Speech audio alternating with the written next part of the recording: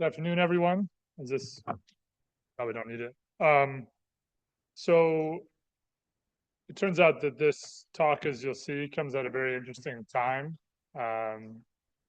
This was scheduled before the passage of a law last week that we'll discuss in the state of Illinois. But the title of our talk today is Dignity, Autonomy, and Ethics, Conversations on Medical Aid in Dying. So as a brief outline for today, we'll start by defining our terms. We will review the recently passed Illinois law. We'll analyze the Illinois law from a philosophical and ethics perspective. We'll then have a panel discussion on key questions surrounding medical aid in dying laws, and then we'll open it up for questions. So medical aid in dying colloquially refers to something that colloquially and historically was referred to as physician-assisted suicide. A patient requests and is given a lethal prescription by a physician. The patient then self-administers at the time of their choice. This is distinct from euthanasia, wherein a physician administers the lethal injection themselves. And the criteria to qualify for medical aid in dying varies from jurisdiction to jurisdiction. Because of the passing of the Illinois law, we were going to do a broader overview of comparative social policy in Europe and in different states in the US, but I think we've pivoted a bit to focus on the Illinois law today. But there's quite a bit of variability based on prognosis, restrictions based on prognosis, based on suffering, based on age. In some jurisdictions, minors are eligible. And mental illness is another sort of area that's in flux. In 2027, medical aid in dying will be legal based on a mental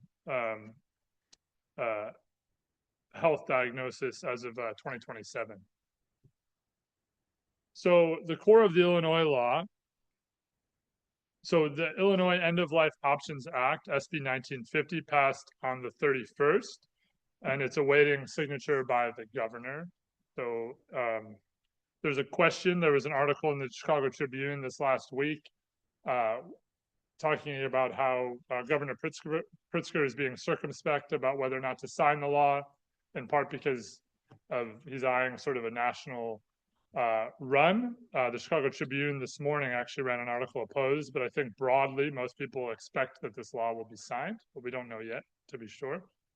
The restrictions are that a patient has to be 18 years old, 18 years or older, and the physician has to determine whether they have less than 6 months less than 6 months left to live.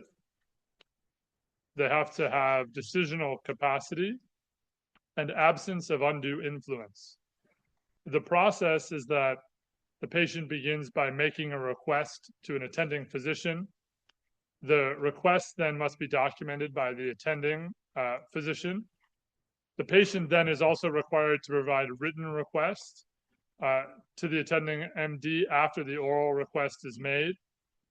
The patient then is expected to repeat the oral request to the attending physician no less than 5 days after the initial request, except in the case of imminent death. So the law carves out a specific instance if the physician anticipates that the patient will die in fewer than 5 days. And the oral and written request must be made by the patient themselves and not by the POA, proxy, surrogate, etc. Notably, something Dr. Levine and I were just talking about before the talk, medical aid in dying laws do require that the patient is able to administer the lethal medication themselves, which is in contrast to Belgium, the Netherlands, Canada, etc. And so that is a constraint, sort of an informal constraint that is a result of how the law is structured. And you'll notice here, as we start to talk about analyzing this law, you'll begin to note that the constraints have implications. So 18 years and older, so minors are excluded. This law specifically has a prognostic limitation, meaning people have to have less than 6 months to live. In other jurisdictions, it's much broader than that. It's based on unbearable suffering. There's not so much a prognostic requirement. So the Illinois law, compared to some other laws, is more constrained. So I wanted to spend some time just briefly going over conscience in the Illinois law. As it pertains to healthcare professionals, one thing that we'll talk about in our panel discussion today is what about healthcare professionals who may not want to facilitate a patient taking their life. So healthcare, per the law, healthcare professionals are not under any duty by law or contract to participate in the provision of aid in dying care to a patient as set forth in the Act. A healthcare professional shall not be subject to civil or criminal liability for participating or refusing to participate in the provision of aid in dying care to a patient in good faith compliance with this Act. So neither for helping a patient or for to get a lethal prescription or for declining to participate in that.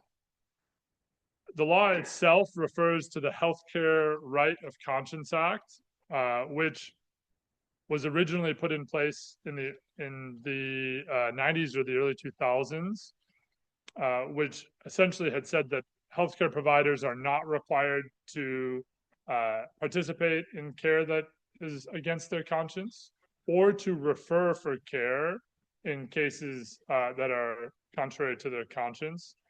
But the Illinois law was amended in 2016 to include a duty to refer. So this is often where conscience clauses, where the rubber hits the road. Broadly speaking, usually laws have a carve out for people who don't want to participate, for healthcare professionals who don't want to participate. But there's often disagreement about whether they should be required to refer. People who are opposed often say that referring itself is maybe not as proximal, but it's a form of participation in something that they deem to be objectionable. And on the other side, the argument is that it constrains patients' access to something that is legal under the law. And so this amendment, which has a duty to refer, is under review at the federal level. So a challenge was brought to Illinois. It's not been decided on, but as it stands right now, in the original law, there's not a duty to refer, but the amendment, which is under challenge, does suggest that there is. And so it's not yet clear what the consequences will be for non-referral. So I'm married to a lawyer, so I can tell you that is very up to date and thoroughly reviewed. So ethical considerations, and now I'll turn this will be sort of the source of our discussion as a panel. The first point is that the Illinois State Medical Society, as of December 2024, does remain formally opposed to medical aid in dying. From the Hippocratic Oath, which has been used in different formulations since the 3rd century AD, and by the way, this clause is not uniformly present in all forms of the modern Hippocratic Oath, but historically until very recently was. I will not give a lethal drug to anyone if I am asked, nor will I advise such a plan. And so there is a very long history in Western medicine, and it's interesting in part to think that even in the 3rd century, it's clear that this was something that was relevant and was being discussed and was addressed explicitly for that reason. Question that I'll rejoin the group over here for this part of the conversation because I think I'd like to hear Dr. Alk on this. But why is it that so when I searched for the medical aid in dying in Illinois legislation, I just typed it into Google. The first full page in my browser was a suicide assistance hotline, which I thought was interesting and kind of puzzling. And so I thought maybe Dr. Lee could give us some of his thoughts on that and that sort of tension. When someone comes into the emergency room and we know that they've attempted to commit suicide, in general, we go to great lengths. We admit them to the ICU to try and prevent their death, which sort of shows that sort of fundamental tension in what we tend to assume when someone has suicidal intent or takes a suicidal act, and what the shift is with this law. So I had the same experience with this too, kind of in preparation for this topic, Googling or searching for YouTube videos. When I searched for medication algorithms, it really went nuts on me, totally, probably called 911 for me. So it's obvious that society has roadblocks here, right? But what I'll say quickly, I consider myself a learner here. Only recently at a conference surrounded by oncologists and palliative care doctors about suffering and cancer in preparation for the trial, I realized, wow, I thought I knew about death in the medical context. I'm a student. So putting that aside, though,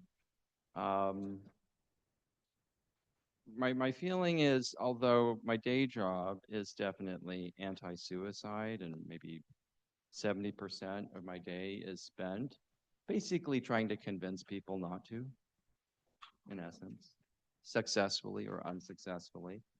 I don't feel like it's up to me to make this decision on behalf of society.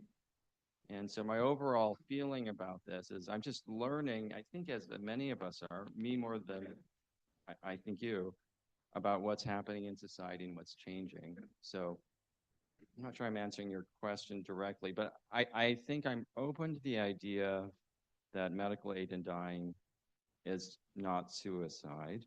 And I think it is helpful to separate them no matter where society lands, right, on this, or where medical culture lands. I do see differences. I don't see that they're the same thing, but I also see great trouble, like in 2027, when we've looked at implementation of medical aid in dying for, granted, difficult psychiatric diagnoses affecting young people.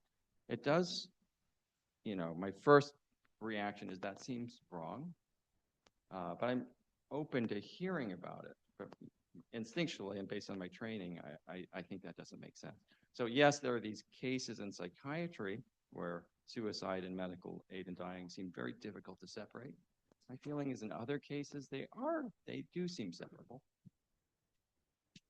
Yeah, I think that's why the terminology has changed away from the suicide and talking about physician aid in dying as opposed to just the word suicide, because it is, for those that are proponents of it, about honoring a patient's wishes. It's not about the actual death itself. Yes, that's the part of it, but it's really about taking a terminal patient through and allowing them to have the autonomy to have the final say in when they are going to have the last breath of their life.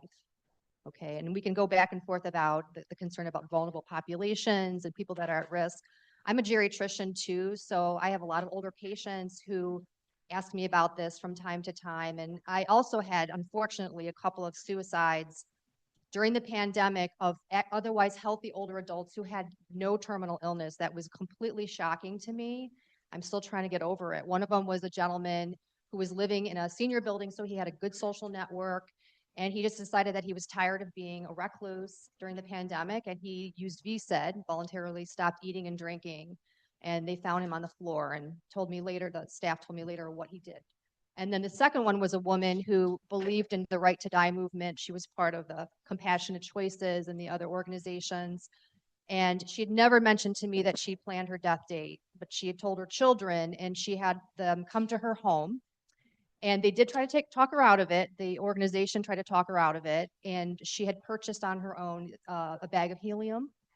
And her children were there, her adult children, and they all watched her do this. And so I found out later on when the son called me and told me what had really happened. And as a healthcare professional, I was feeling my own personal moral distress because I was not aware that she was planning this. And I had a long relationship with her. And I felt that maybe I could have helped her make a different choice if I would have known.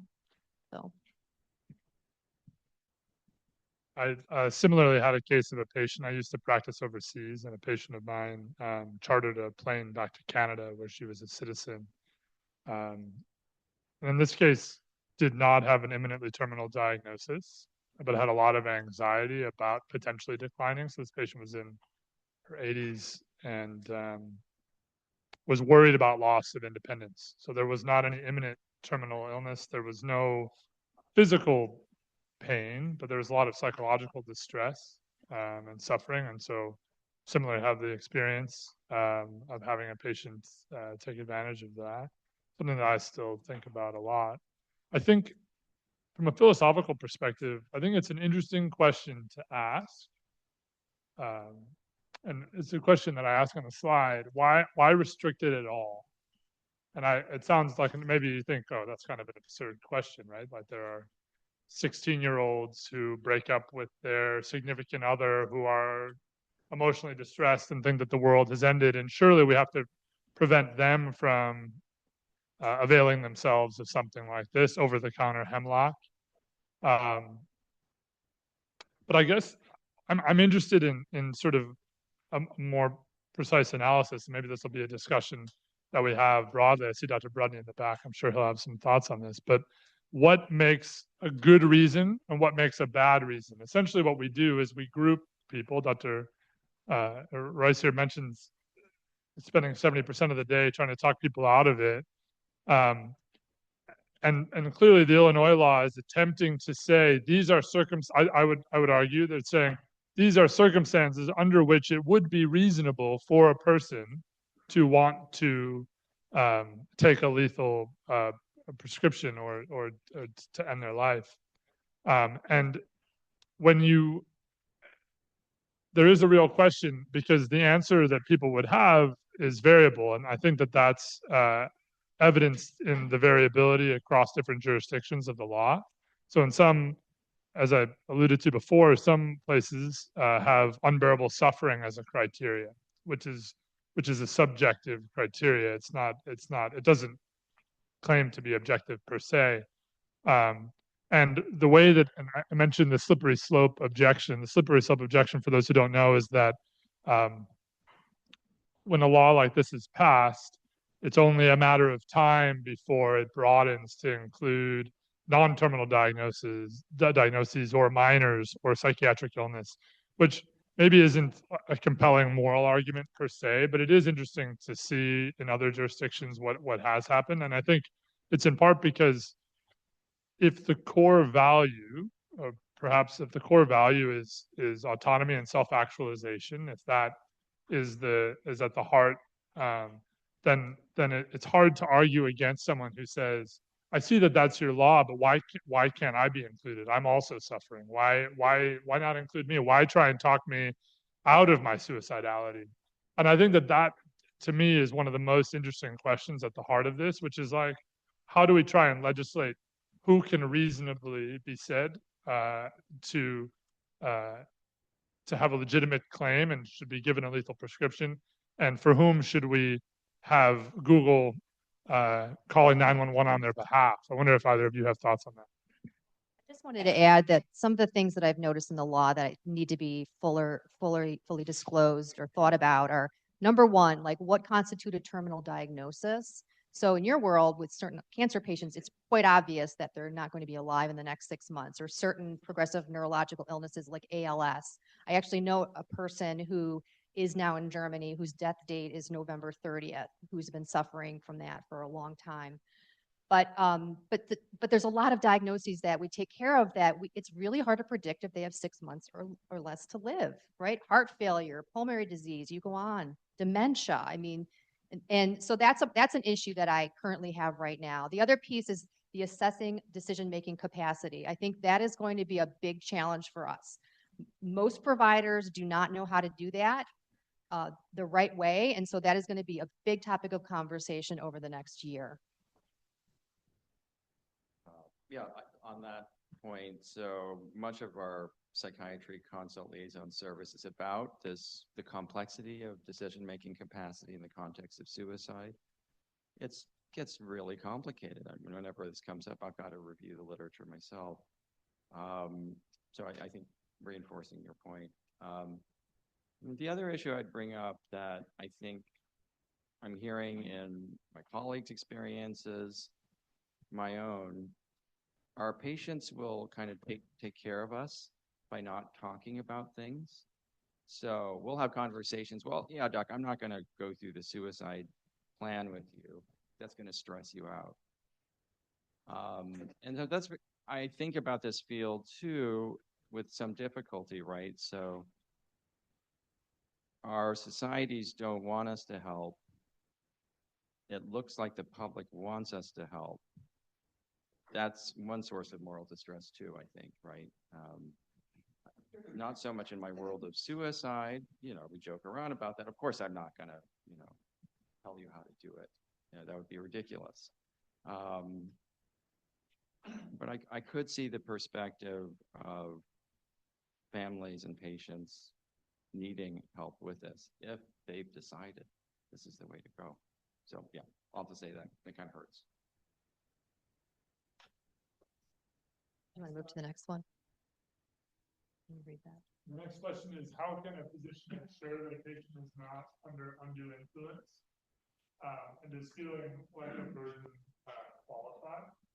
So in some of the literature around euthanasia and MAiD as sort of a historical, social, cultural phenomenon, like why is it that this is come to be popular, particularly in Western Europe and North America in this century?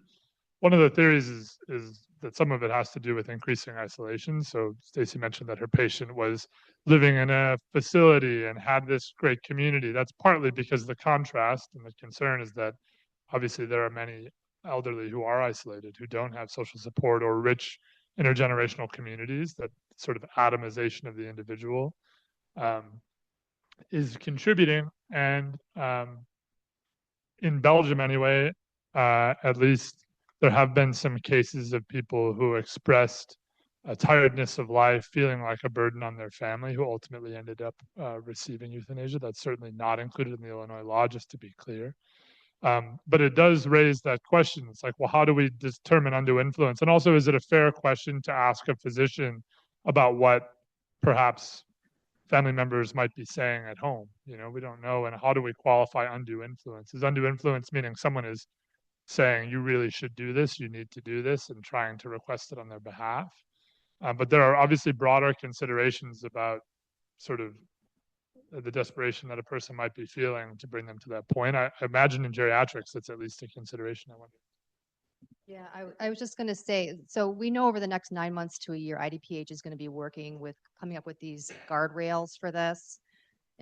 Because no, a family member cannot make the request. It has to come directly from the patient. And we also need talking points for clinicians so that when a patient does request information about it, that we're able to answer them and not just shut down and say, oh, I don't have anything to do with that. You can't ask me. Like if a patient with terminal illness wants to learn more about that, we have to get to a place where we can actually figure out what to say next. And to get to the undue influence part, it's being open-ended with the questions and asking, you know, why are you asking about MAiD? You know, what is going on in your life? You know, what are you thinking? And where is your source of suffering coming from? I mean, some people I worry about financial distress. Like I am an undue burden on my family members. I am just going to end my life because I don't want my family to have all this money that they have to spend on my care. So it's important for us to be able to figure out what is the root of this question that we're getting from them. I'll just add that at a panel earlier for the MacLean Fellows, that was brought up as a potentially legitimate reason to avail oneself as a financial considerations. I don't think Dr. Brodny will mind. It was a public talk.